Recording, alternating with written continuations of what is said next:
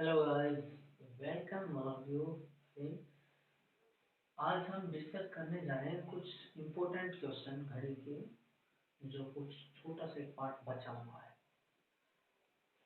हम आपको ये बताने जा रहे हैं, जैसे आप कभी आपसे कुछ ऐसे पूछ सकता है कि जैसे ये देखिए यहाँ पे आपको कि 2 से और 3 बजे के बीच में घड़ी की सुइयां एक दूसरे से 3 मिनट की दूरी पर कब होंगी।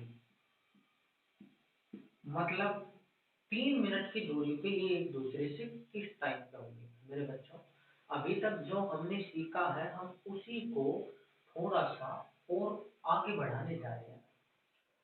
अभी तक हमने ये सीखा था कि अभी जैसे इसने बोला कि 3 मिनट की दूरी पर कब होंगे, तो आप 3 मिनट की दूरी का मतलब समझते हो।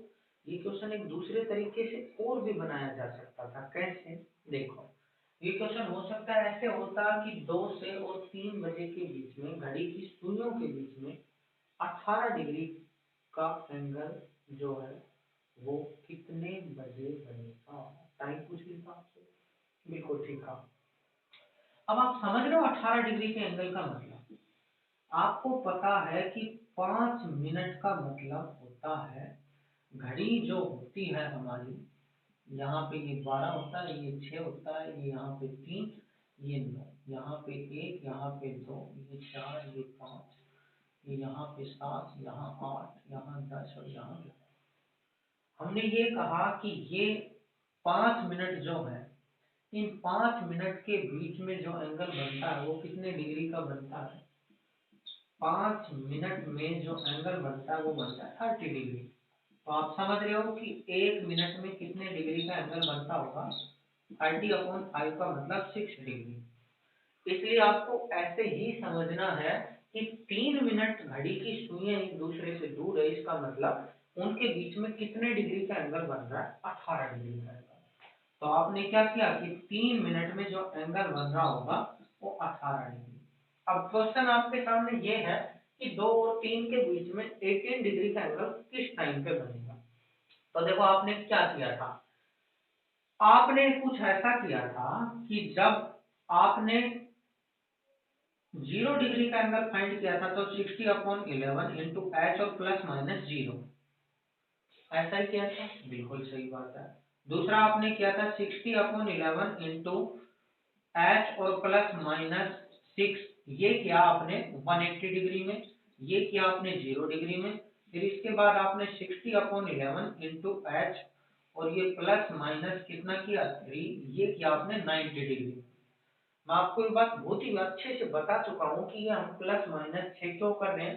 एक गैप में 30 डिग्री होता है, तो 6 गैप में कितना, 6 गैप में हो जाएगा 180 डिग्री।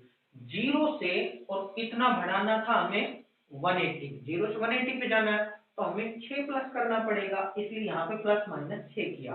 90 पे जाने के लिए हमने, 0 से 90 जाने के लिए एक गैप में 30 डिग्री इंक्रीज होता है, तो कितने गैप इंक्रीज कर दिया हमने, 3 गैप। आगे चले जाओ चाहे पीछे चले जाओ 90 डिग्री बन जाएगा। अब बात को समझो कि 6 कहां से आया, ये जो 6 आया ये कहां से आया। भाई हमें ये बात बहुत अच्छे से मालूम है कि ये एक गैप में कितने डिग्री का एंगल बन रहा है, एक गैप में 30 डिग्री का एंगल बनता है।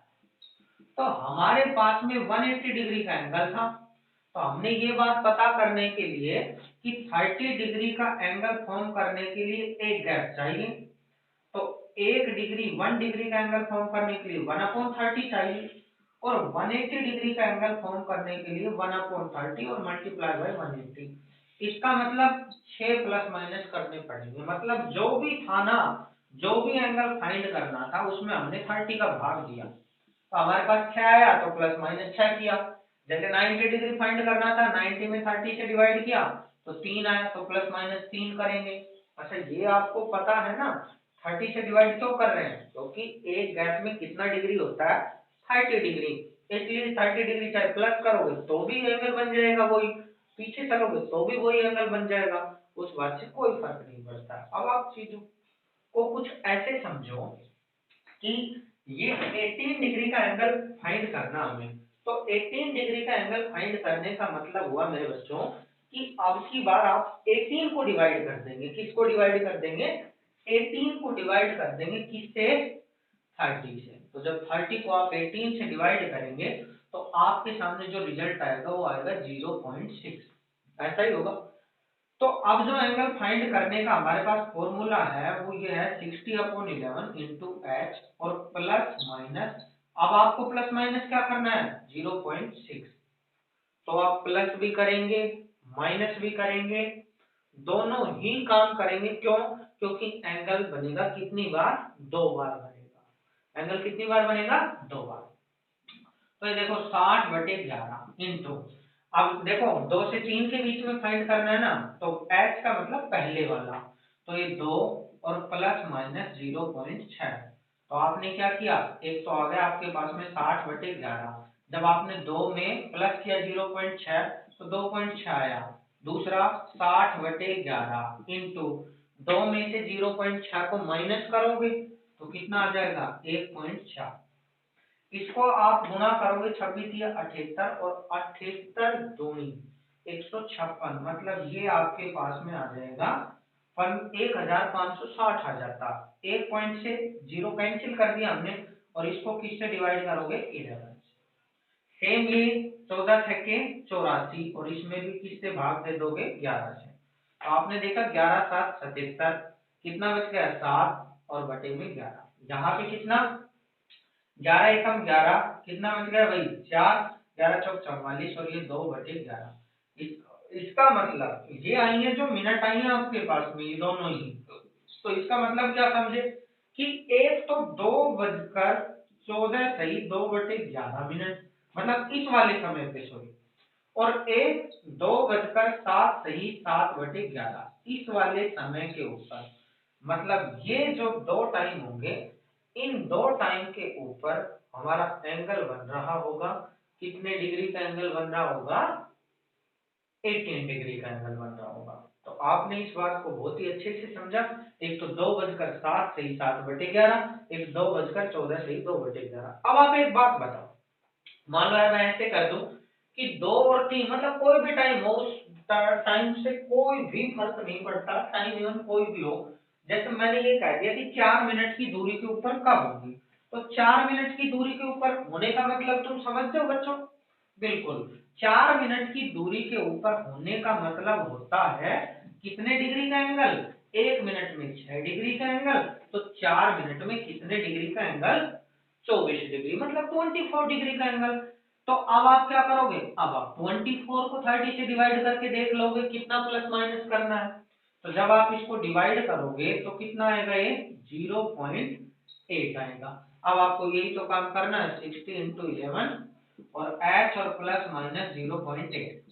अगर 1 से 2 के बीच में पूछा होता तो भी कोई बात नहीं, 2 से 3 के बीच में पूछा तो भी कोई बात नहीं, 4 से 5 के बीच में पूछा तो भी कोई बात नहीं। अब आप इस बात को समझे भाई थोड़ा सा, कि यहाँ पे आपने ये देखा कि 60/11 इंटू एच की वैल्यू छोटा वाला टाइम 2 और प्लस माइनस 0.8, तो एक बार तो प्लस कर दोगे एक बार माइनस, तो यहाँ पे क्या कर दोगे भैया कि 60/11 इंटू एक बार मैंने प्लस कर दिया भाई, 2 में 0.8 को प्लस करोगे तो 2.8 और यहां से इसको आप लोग मल्टीप्लाई करोगे तो ये आ जाएगा कितना? 28 को 3 से कर लो आप, 28 3 84, 28 3 84 और इसका डबल कर दो 168। तो 168 को आप डिवाइड करोगे 11 से तो कितना आ जाएगा? 11 बन जाए, कितना बच गया? 5, 11 5 जाए 3/11। एक तो टाइम भी आ गया, एक माइनस कर दो यार, 60/11 इंटू जब माइनस करोगे तो कितना आएगा? 1.2। ये सिंपली आप मल्टीप्लाई कर सकते हो, 12 6 जा कितना होता है? 72। तो 72 क्योंकि ये डेसिमल और ये जीरो दोनों एक दूसरे को कैंसिल कर देंगे, तो यहाँ पे 72 को जब आप 11 से डिवाइड करोगे तो 11 6 जा 66, कितना रिमाइंडर? 6, तो 6 यहाँ 11 यहाँ। अब आपने देखा कि एक बार तो 2:06 सही 6/11 मिनट के ऊपर ये दोनों एक दूसरे से 4 मिनट की दूरी पे होंगे, मतलब 24 डिग्री का एंगल बनेगा। समझ पा रहे हो मेरी बात? दूसरा हम ये कह सकते हैं कि 2:06 सही 6/11 मिनट के ऊपर ये दोनों एक दूसरे से कितने मिनट की दूरी पर होंगे, 4 मिनट की दूरी पर होंगे, मतलब 24 डिग्री के कोणीय दूरी होगी इन दोनों के बीच। अब आपके सामने क्वेश्चन ऐसे भी आ सकता है कि दोनों के बीच 24 डिग्री का कोण किस समय पर बनेगा। आपके सामने क्वेश्चन ऐसे भी आ सकता है कि वो इतने मिनट की दूरी पर कब होंगी। आप आई होप दोनों ही तरीके से बात को समझ पा रहे हैं, क्योंकि मिनट की दूरी पूछेगा तब भी वो यही पूछना चाह रहा है कि इतने डिग्री का एंगल, मतलब 4 मिनट पूछा तो 4 चुकी 24, 4 6 24, मतलब 24 डिग्री का एंगल किस टाइम पे फॉर्म होगा। तो इन्हीं बातों का ध्यान रखते हुए आपको हमेशा क्वेश्चन को सोल्व करना। आई होप आपको बहुत अच्छे से समझ आया होगा। फिर भी यदि आपको कोई डाउट रहा हो तो आप कमेंट सेक्शन में लिखिएगा, मैं जरूर आपका रिप्लाई करूंगा। Thank you so much, thanks a lot.